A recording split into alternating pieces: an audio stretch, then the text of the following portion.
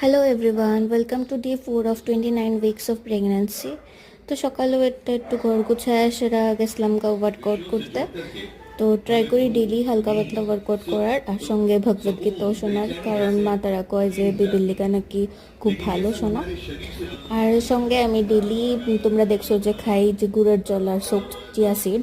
তো গুড়ের জলটা খাই বিকজ যাতে ইউরিন ইনফেকশনটা না হয়। আর সঙ্গে আসলো গ্যাস সেরা সোকড আলমন্ড আর অঞ্জির। তো তারপর দিয়ে সেরা ওয়ার্কআউট সাইডে সেরা গেছিলাম স্নান করতে।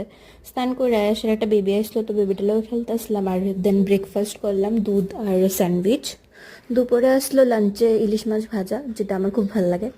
আর এরপরে খাইছিলাম একটু ভাপা রসগোল্লা। তারপর সন্ধ্যার দিকে মাংস বানাইছিল মা, তো ওইটাই খাইছি রাত্রে। আর বেশি হেভি কিছু খাইতে ইচ্ছা হতো আসলো না, তো জল ভাত আর সঙ্গে অমলেট খাইলাম।